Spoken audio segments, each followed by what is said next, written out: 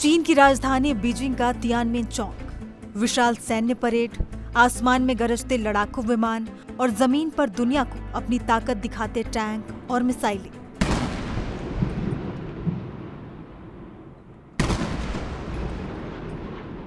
दूसरे विश्व युद्ध की समाप्ति की 80 वर्षगांठ पर चीन ने एक ऐसा शक्ति प्रदर्शन किया है जिसने पूरी दुनिया का ध्यान अपनी तरफ खींच लिया है।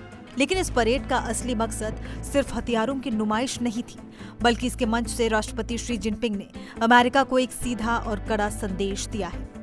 3 सितंबर को चीन हर साल विक्ट्री डे के तौर पर मनाता है, लेकिन इस बार का जश्न कुछ खास था। यह सिर्फ एक परेड नहीं, बल्कि दुनिया को ये बताने की कोशिश थी कि अब वैश्विक व्यवस्था बदल रही है।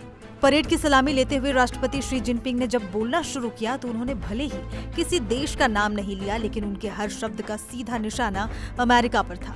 शी जिनपिंग का कहना था कि चीन किसी की धमकियों से डरने वाला नहीं। ये दुनिया वापस जंगल राज में नहीं लौट सकती, जहां बड़े और ताकतवर देश छोटे और कमजोर देशों पर अपनी दादागिरी चलाते रहे। मानवता को अब शांति और युद्ध के बीच एक रास्ता चुनना होगा।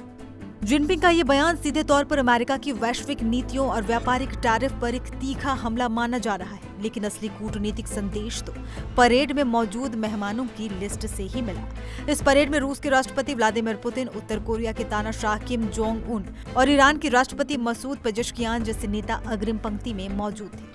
ये वो सभी नेता हैं जिन्हें अमेरिका अपना सबसे बड़ा दुश्मन मानता है। इन तीनों की मौजूदगी को अमेरिका और पश्चिमी देशों के खिलाफ चीन के सबसे बड़े दांव के तौर पर देखा जा रहा है। ये सिर्फ 3 नेताओं तक सीमित नहीं था। परेड में पाकिस्तान, म्यांमार, बेलारूस समेत कुल 26 विदेशी नेता शामिल, जो ये दिखा रहा था कि चीन एक ऐसी नई वैश्विक व्यवस्था की वकालत कर रहा है जिसका नेतृत्व पश्चिमी देशों के हाथ में ना हो।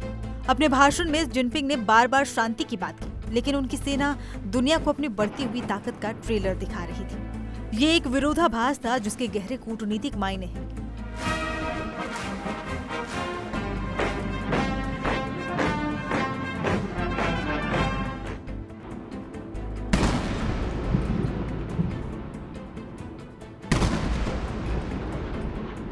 चीन दुनिया को ये संदेश दे रहा है कि ये शांति तो चाहता है, लेकिन अपनी शर्तों पर और अपनी ताकत के दम पर। तो साफ है, ये परेड सिर्फ एक जश्न नहीं, बल्कि भविष्य की दुनिया की एक झलक थी, जिसे चीन अपने नेतृत्व में देख रहा है। एक तरफ अमेरिका के खिलाफ लामबंद होते देश और दूसरी तरफ चीन का बढ़ता सैन्य और आर्थिक दबदबा। ये परेड इस बात का ऐलान है कि आने वाले दशकों में दुनिया की सबसे बड़ी टक्कर इन्हीं 2 महाशक्तियों के बीच होनी है।